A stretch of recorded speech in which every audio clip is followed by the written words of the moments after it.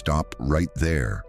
Before you take one more step with this new person in your life, before you answer that next text, before you agree to that next dinner, before you let this go any further, there is something you need to hear first. Because right now, in this early, tender, exciting phase of something that feels like it could be real, there is a very quiet and very dangerous process happening. And it is happening so gently, so gradually, so wrapped in the warmth of being wanted again that most women don't notice it until it is too late, until they are sitting somewhere alone, wondering how they got here, wondering how they handed over so much, wondering where the version of themselves they spent decades building has gone. This is not a video about fear. This is not a video about assuming the worst in people or locking your heart behind glass. It is something far more important than that. It is a conversation about what belongs to you, about what you have earned through decades of living, loving, losing, rebuilding, and finally arriving at a place of genuine peace with who you are, and about how certain things, 3 specific things, must never be handed to a new man, simply because he is kind or charming, or because it has been a long time since someone looked at you the way he does. The feeling of being chosen is powerful. Do not let anyone tell you otherwise. At any age, to be seen and wanted and pursued by someone is one of the most intoxicating experiences a human being can have.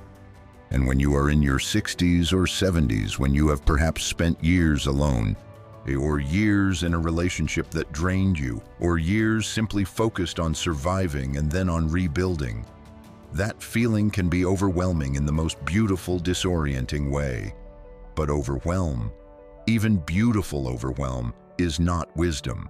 And right now, in this moment, you need both.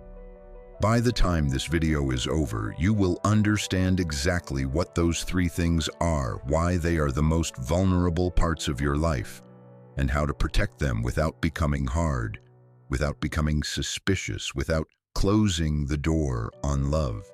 You will walk away from this feeling not like someone who has been warned, but like someone who finally understands the full value of what she carries. That is the gift this conversation is offering you. Not a list of rules, not a wall to hide behind. A mirror, a clear, honest, but loving mirror that shows you exactly how precious you are, and exactly why some things must be earned before they are given. You deserve to understand this before you go any further. So let's begin. There is a particular kind of woman who finds herself watching a video like this. She is not naive. She has lived enough to know that life is complicated, that people are complicated, that love at this stage is layered in ways that younger versions of herself could never have imagined. She has buried people she loved. She has walked away from people she loved. She has sat in the silence of her own company and made her slow, difficult peace with it. She is not someone who falls apart easily. She is not someone who doesn't know herself. And yet, here she is. Because something is happening in her life right now.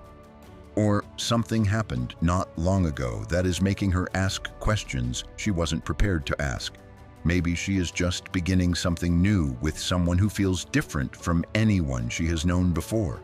Maybe she is somewhere in the middle of a new connection and some small, quiet instinct she keeps trying to silence, is whispering that she is moving faster than she should.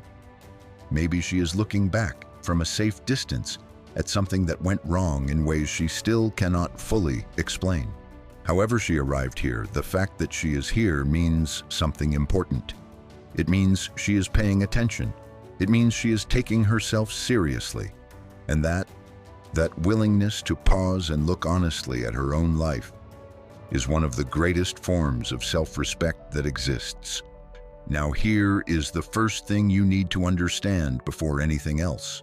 When a new man enters your life, and by new I mean someone who has not yet proven himself through time, through consistency, through showing up the same way on a rainy Thursday as he did on the first sparkling Saturday, He is a stranger who is becoming familiar. That distinction matters more than almost anything else you will hear today. Familiar is not the same as known. Comfortable is not the same as safe. And the way someone makes you feel in the beginning of something is not a reliable measure of who they actually are. This is not cynicism. It is the emotional truth that every woman who has been through enough of life understands in her bones, even when her heart is quietly arguing the other side. The beginning of anything new is intoxicating by design, not by anyone's deliberate manipulation, although that can and does happen, but simply by the nature of human neurochemistry. When something new and potentially wonderful enters your life, your brain floods with chemicals that make everything brighter, sharper, more meaningful. You sleep differently. You notice beauty in places you had stopped noticing it. You find yourself smiling at your phone. These are not signs of foolishness. They are signs of being alive. But they are also the exact conditions under which the most important boundaries of your life are most at risk of quietly dissolving. Because when you feel seen, when you feel chosen, when you feel the warmth of someone's genuine attention after a long absence of it, you want to give, you want to open, you want to trust. And these are beautiful impulses. They are the impulses of a generous, loving, whole human being. The question is never whether to feel them. The question is always what to do with them. The three things this video is about are not random. They were chosen because they represent the three areas of your life where the damage of premature access is the hardest to undo.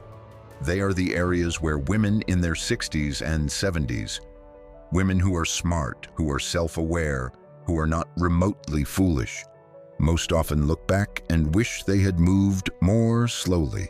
Each of them is a portal into your most private, most sacred, most carefully constructed life. And each of them, once opened to the wrong person at the wrong time, can take years to close again. So let's begin with the first. Your financial life is yours.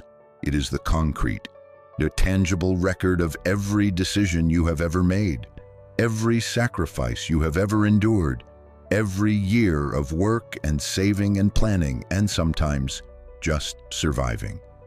And it is the foundation upon which your independence, the independence you may have only recently finally fully claimed, rests.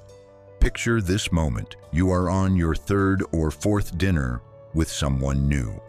The conversation is flowing easily. He is warm, he is engaged, he is funny in exactly the right way. He asks about your life, your history, your family, and then, so naturally that you almost don't notice the shift, the conversation drifts toward finances, not dramatically, just a comment about property values, a question about whether you own or rent, a casual mention of his own situation that seems to invite you to share yours. And because the evening is lovely and he seems genuinely interested, and it feels almost rude to be guarded, you share a little, and then a little more. You go home that night and feel good about how open you were, how real, how unlike the closed-off, overly cautious woman you sometimes fear becoming. But here is what just happened. And understanding it is not about assuming he had bad intentions. It is about understanding that you just gave a relative stranger a map to the most private territory of your life. Financial information is uniquely dangerous not because money is what matters most in life, but because financial transparency creates dependency pathways that are extraordinarily difficult to walk back once established. When a new person understands the parameters of your financial life, your income, your assets, your property situation, your savings, your retirement arrangements, they have information that changes the dynamic between you, whether either of you consciously intends it or not. This is true when the person is entirely well-meaning. It is vastly more dangerous when they are not, Women in their 60s and 70s are statistically the most financially targeted demographic for romantic fraud in the Western world. That is a sentence that is uncomfortable to sit with. It is also a sentence that every woman in this age group deserves to know. The people who orchestrate this kind of predation are skilled at exactly the kind of behavior that feels, in the moment, like genuine connection. They are skilled at warmth. They are skilled at attention. They are skilled at making a woman feel, sometimes for the first time in years, truly, specifically, beautifully seen. And they are skilled at the slow, patient, gradual accumulation of financial information and eventually financial access. But here is the truth that goes deeper than fraud prevention, because the majority of men who ask questions about your finances are not predators. They are simply men who are curious, or men whose culture taught them that financial compatibility is something to assess early, or men who simply don't understand that this information is not theirs to have yet. And even with these men, the ordinary, well-meaning ones, premature financial transparency creates problems. It creates an imbalance of knowledge that is difficult to correct. It establishes a precedent of openness that can make it harder to set limits later. It introduces financial calculation into a relationship that is still too young to bear that weight. And in the specific context of women over 60 who may be managing inherited assets, retirement income, property, or settlements from previous relationships, it can quietly shift the axis of power in a connection that should, in its early stages, be balanced between two equals, exploring whether they want to know each other more.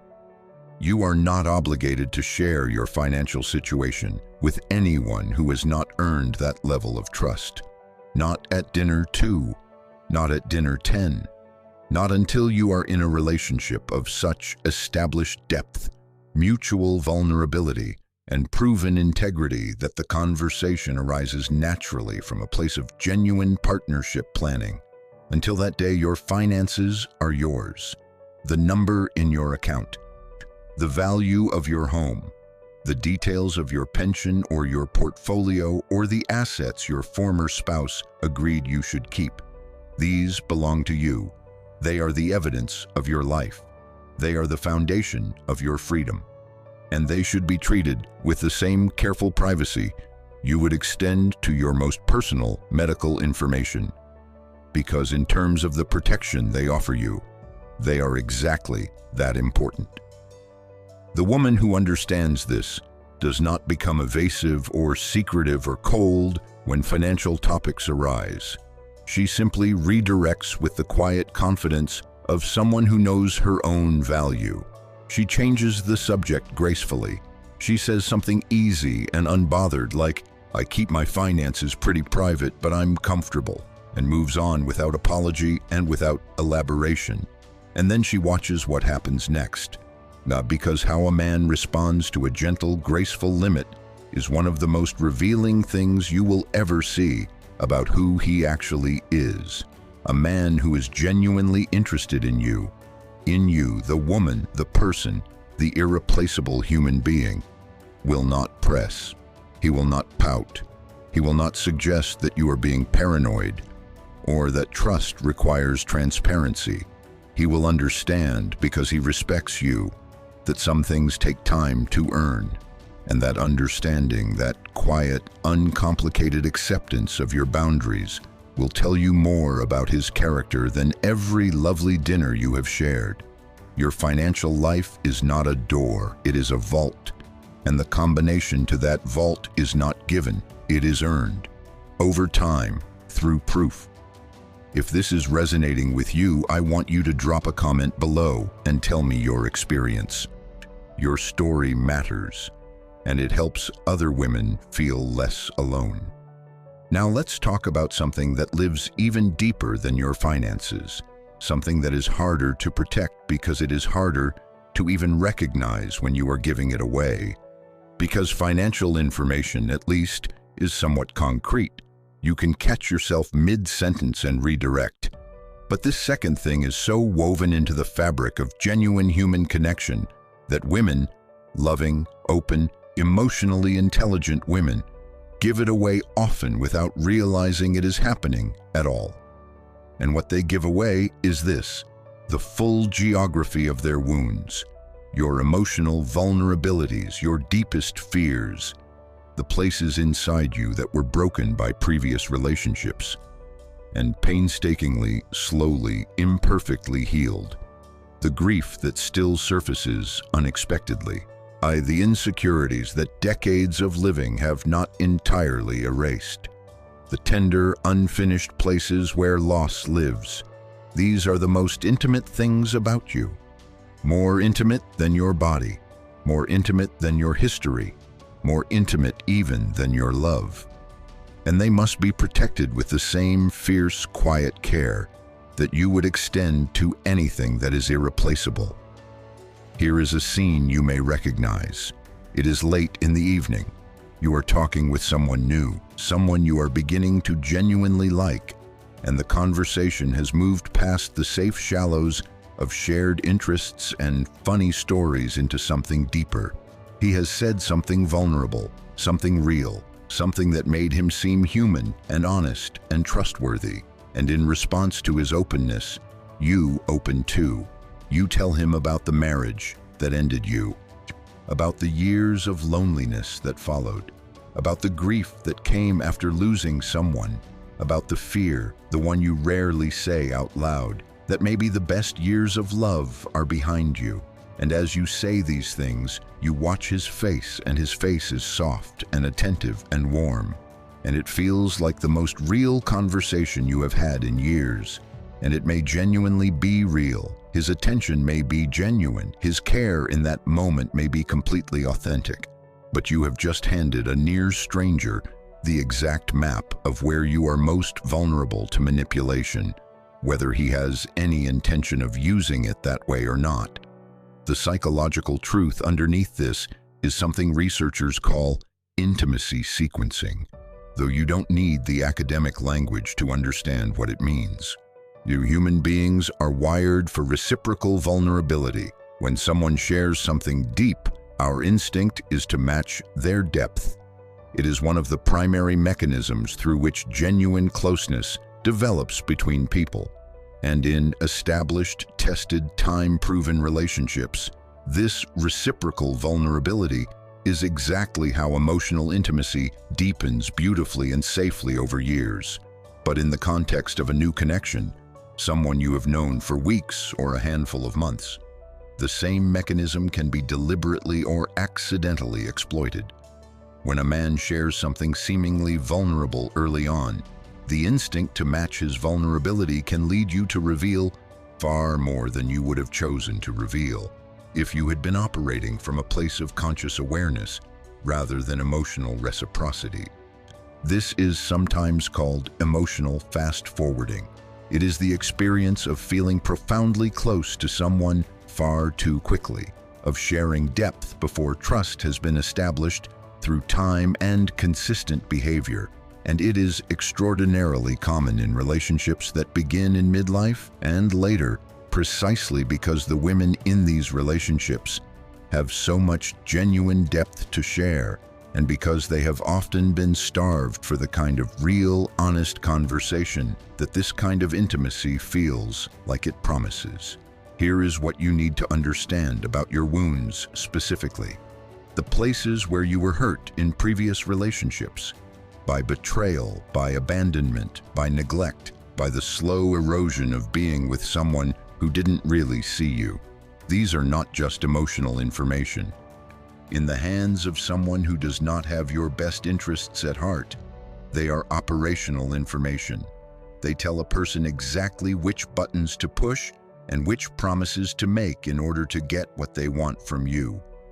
A woman who reveals early in a connection that her ex-husband made her feel invisible will naturally respond powerfully to a man who goes out of his way to make her feel seen. A woman who reveals that her deepest fear is being abandoned will naturally cling to someone who seems to promise permanence. A woman who shares that she spent years feeling unloved will naturally be deeply grateful to someone who tells her that she is the most remarkable person he has ever met. None of this makes these women foolish. It makes them human, but it is also a vulnerability that, once known, can be used against them. Your validation is yours. Your healing story is yours. The specific contours of your pain, how you were hurt, where the scar tissue sits, what words or silences or behaviors reach in and unsettle you most. These are among the most private things about you. They should be shared with the care and gradualness of something sacred. Not because your wounds are shameful. They are not shameful. They are the record of how much you have loved and how much you have survived. But they should be shared only with someone who has proven through time and consistency and action that they are worthy of that level of access to you. And how do you know when someone has proven that? Not by how good they make you feel, not by how often they tell you that you can trust them. You know by watching what they do when it costs them something, how they behave when they are tired or stressed or when you push back on something, whether their behavior is the same in month 3 as it was in week 1, whether their words match their actions reliably enough that you have stopped noticing because the reliability has simply become the baseline of who they are. Until you have that evidence, not the feeling, the evidence, the interior landscape of your emotional life is not for sharing. You can be warm, you can be engaged, you can have meaningful, honest conversations. You can let someone know that you are a complex person who has lived a complex life. But the specific map of your vulnerabilities belongs to you until it is safe to share it. And safe is not a feeling. Safe is a conclusion you reach after watching someone behave with integrity over enough time that their character has become undeniable. The woman who knows this does not become emotionally unavailable. She does not perform coldness or manufacture mystery. She simply knows the difference between being present and being wide open. She can be fully herself in a conversation, curious, warm, funny, honest, alive, while still holding her most tender places gently in her own hands rather than placing them in someone else's for safekeeping. She knows that the right person, when the time is truly right, will not need her to rush. He will have the patience of someone who understands what he is being offered. And that patience, that unhurried, respectful patience, will be one of the most powerful proofs of love she has ever witnessed. You are not too much. You are not too complex. You are not too wounded to be loved. But you are also not required to lay your wounds out for inspection simply because someone new has arrived in your life and is asking to see them. Your vulnerabilities are not his to have. Not yet. Perhaps not ever if he doesn't earn them. Now, the third thing, and in some ways, this is the one that surprises women most when they hear it. Because the first two, financial information and emotional vulnerabilities, carry an obvious gravity. But this third one is so embedded in the everyday texture of life that it doesn't feel dangerous. It feels like sharing. It feels like warmth. It feels like simply being in a relationship, the way you are supposed to be, what you must never give a new man access to, not without careful, conscious thought, is your daily life, your time, your routines, your rhythms, your space. The architecture of the ordinary days that you have spent years building into something that sustains you. Let me paint you a picture that will feel immediately familiar. You have been seeing someone for a few months. Things are going well. He is attentive. He calls when he says he will. He makes you feel good. And then slowly, almost imperceptibly, things begin to shift. He starts to appear more. A weeknight here, a weekend afternoon there. He has opinions about where you eat, what you watch, how you spend your Sundays. He assumes he will be included in plans you make. The friends you used to meet for coffee on Tuesday mornings. You haven't seen them in a few weeks because he tends to call on Tuesday mornings, and you don't want to seem unavailable. The long walk you used to take alone on Saturday, the one that was yours, the one that gave you the quiet interior space to think and breathe and be only yourself. You haven't taken it in a month because somehow your Saturdays have become his Saturdays, and you like him. You genuinely like him, so you don't say anything, because saying something feels like making a problem out of nothing, like being difficult, like being the kind of woman who can't just relax and let something good happen. But here is what is actually happening. Your independence, the hard-won, carefully constructed, a beautiful independence that is one of the greatest achievements of your life, is being quietly eroded, not necessarily with malicious intent, but eroded nonetheless. The psychological truth here is layered in ways that matter enormously for women in this chapter of their lives. The daily routines and rhythms of a woman who has spent significant time living alone, or who has recently emerged from a relationship that was defined by someone else's needs and schedule and preferences, are not just habits. They are the structural expression of her autonomy. They are the physical form that her independence takes in the real world. When those routines are gradually taken over by another person's presence and expectations, something happens that is very difficult to name, but immediately recognizable when someone names it for you. Say a woman begins to feel beneath the surface of an otherwise pleasant connection, like herself, is slowly disappearing. She loses the thread back to who she is when no one is watching. At this stage of your life, in your 60s, your 70s, the relationship you have with your own time and space is one of the most profound relationships you have. The morning cup of coffee that you drink in silence at the kitchen table, looking out at whatever your window shows you. The afternoon when you read without interruption. The evening when you choose exactly what to watch, or choose not to watch anything at all, or choose to call your daughter and talk for an hour about nothing important and everything real. The weekend plans that are entirely blissfully yours to make and yours to change and yours to keep. These are not small things. They are not the absence of something. They are the presence of everything that makes you you, in a form that requires no justification and no explanation and no negotiation with anyone.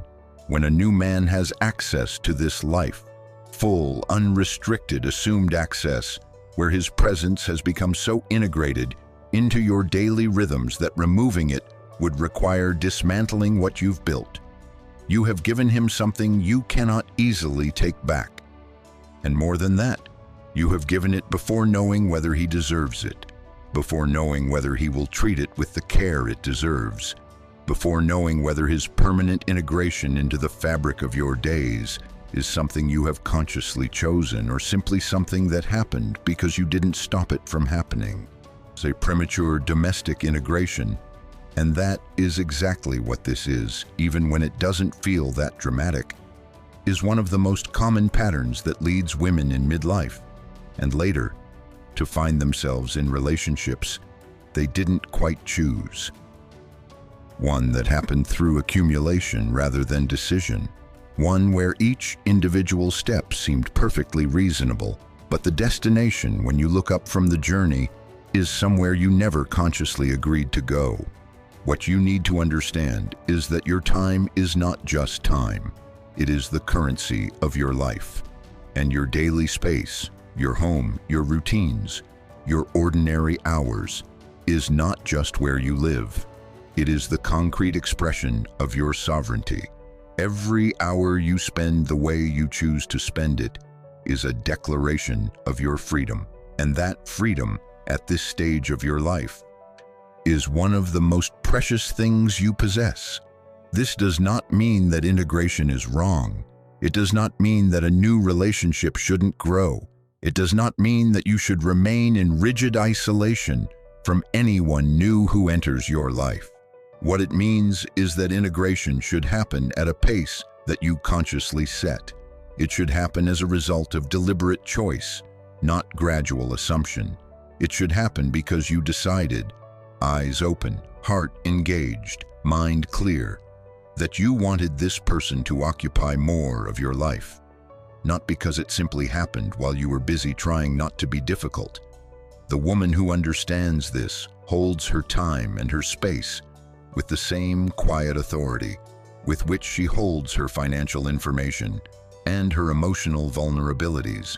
She is warm, she is available, she is genuinely and openly in the connection, but she is also the one who decides the pace. She is the one who keeps her Tuesday mornings.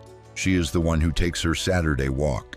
She is the one who says, with warmth and without apology, I have plans with my friends this weekend. Let's do next Saturday instead.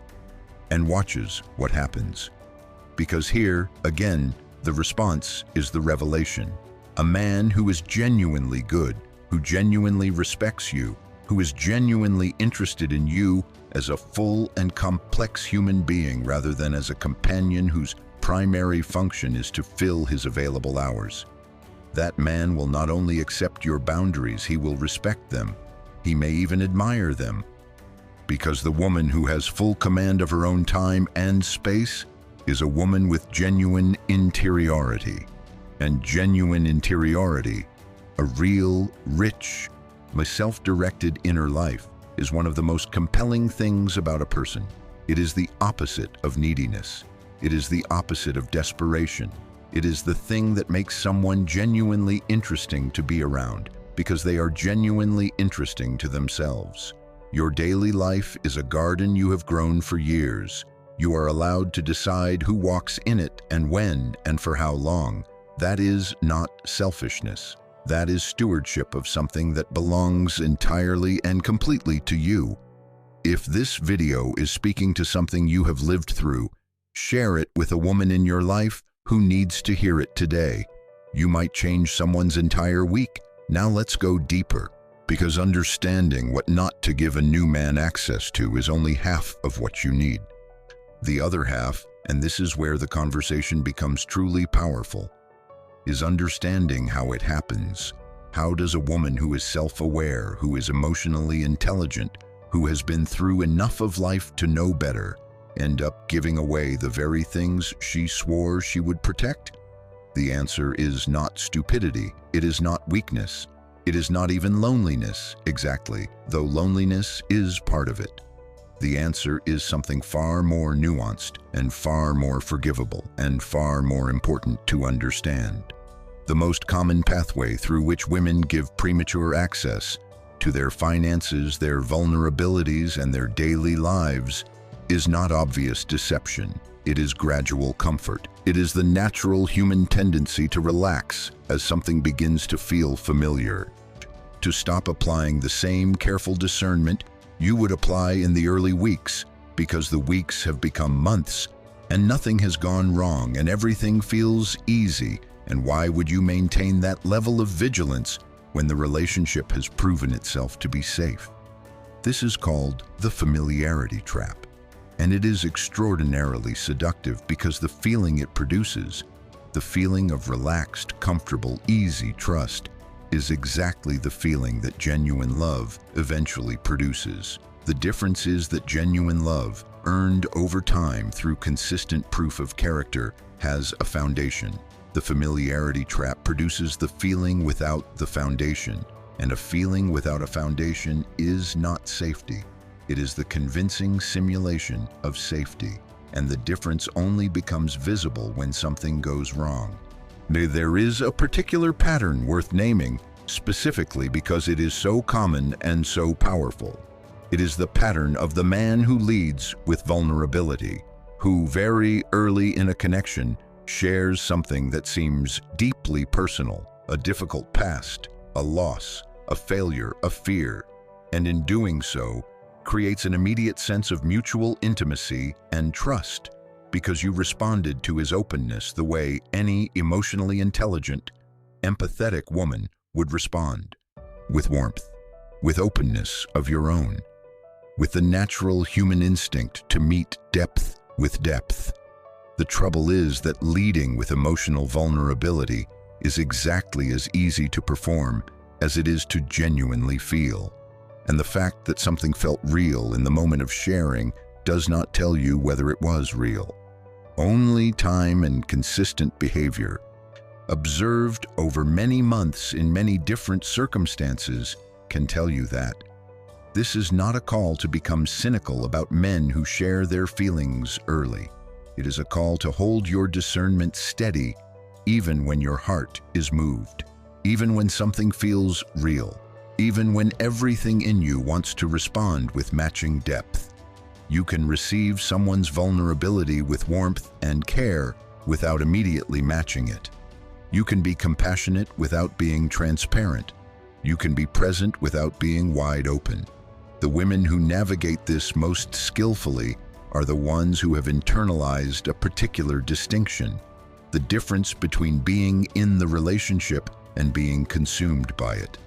Being in a new connection means bringing your full, genuine, curious, open self to every encounter. It means being present. It means allowing yourself to feel what you feel and enjoy what you enjoy without constant calculation. It means trusting the process enough to let it unfold. Being consumed by a new connection means losing the thread back to yourself, losing track of your own needs and preferences and rhythms in the gravitational pull of someone else's presence, losing the perspective that allows you to see the connection clearly rather than through the distorting lens of infatuation or hope or the simple, powerful relief of not being alone.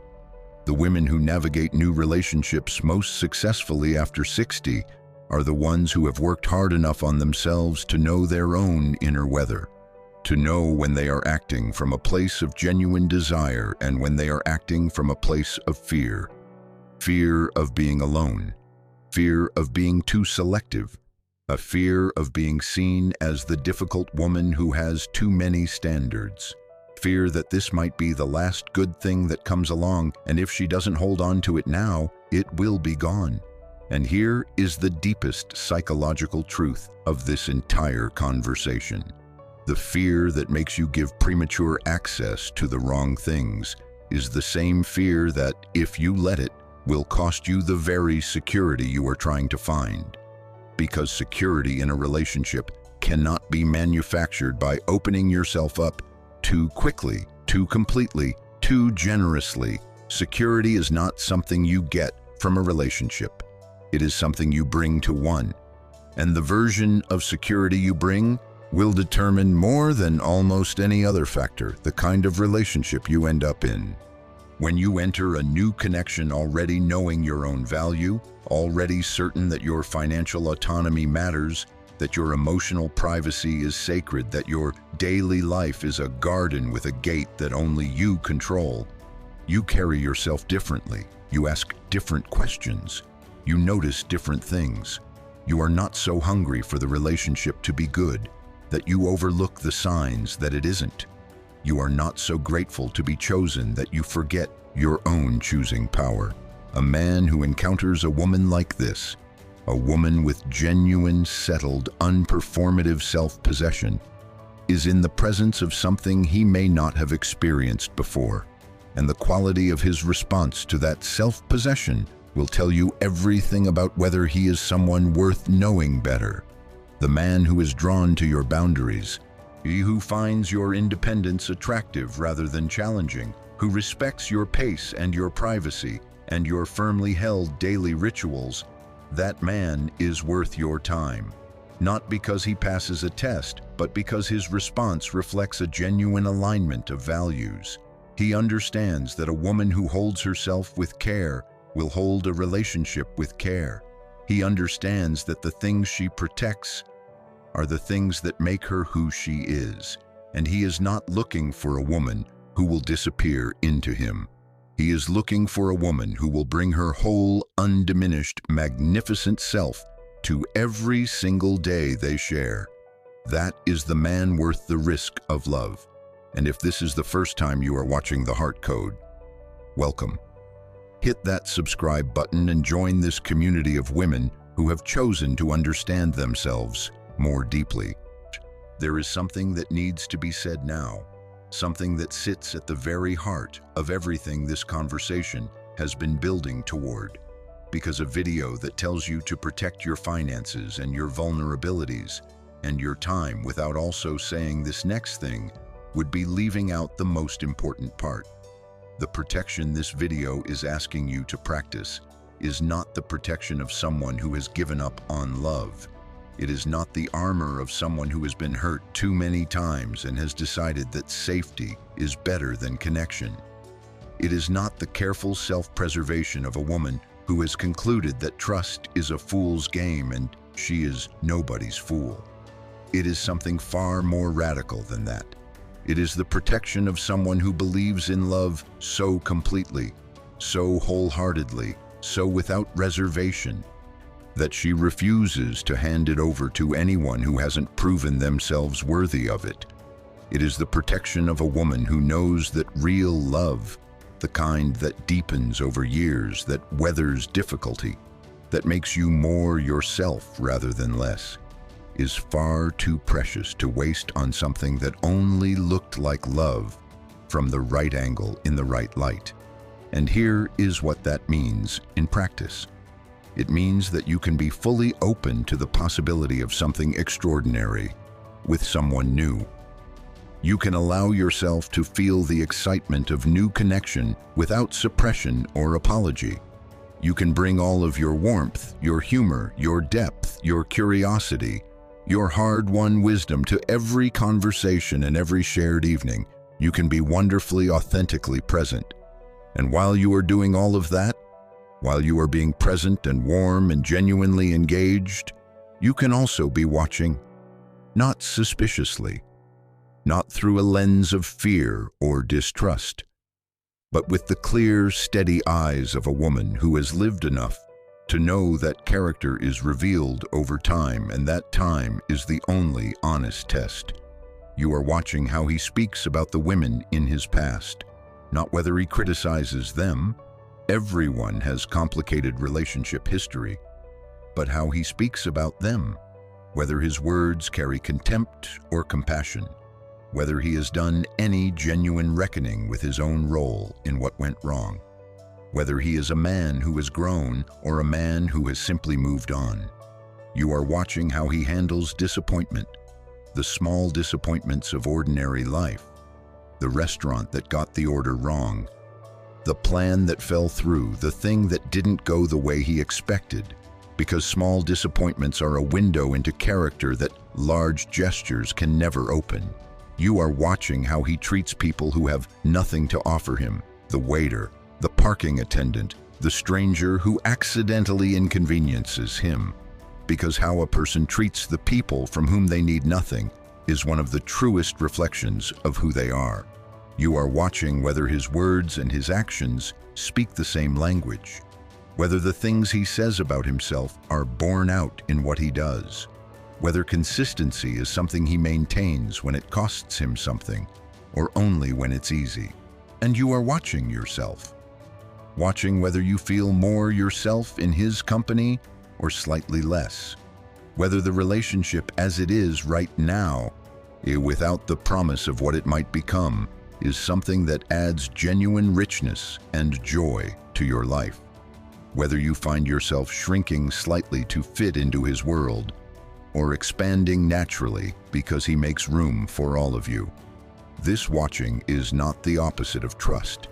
It is how trust is built correctly, not given in advance of evidence, earned through evidence, confirmed slowly, steadily, undramatically over time, until the evidence is so accumulated, so consistent, so undeniable, that trust is not even a question anymore. It is simply a fact. And when you arrive at that fact, when you have watched someone long enough and carefully enough that you can say with genuine conviction, I know this person. I have seen his character in easy times and difficult ones. I have seen how he treats the people he doesn't need to impress. I have seen whether his words and actions align. I have seen that he makes room for all of me. Then, and only then, Does the gradual, deliberate, chosen opening of your financial life, your emotional interior, your daily world make sense? Not because he asked for it, because you decided to offer it. From a place of clear-eyed, time-tested, beautifully earned certainty. That is what love looks like when you are fully grown, when you have nothing left to prove and nothing left to perform, and you are simply, magnificently, exactly who you are. There is a woman who exists on the other side of the realizations in this video, and she is worth describing because she is you, not a future version, not someone you need to become, but someone you already are, waiting to be fully inhabited. She is a woman who moves through a new connection with a particular quality of presence that is rare and unmistakable. She is warm but not anxious. She is open but not porous. She is curious about the person in front of her without losing curiosity about herself. She brings her whole history into every room she enters, not as baggage, but as the evidence of everything she has survived, and everything she has chosen, and everything she has built. And she wears it with the quiet pride of someone who knows exactly what it cost and is no longer willing to minimize it.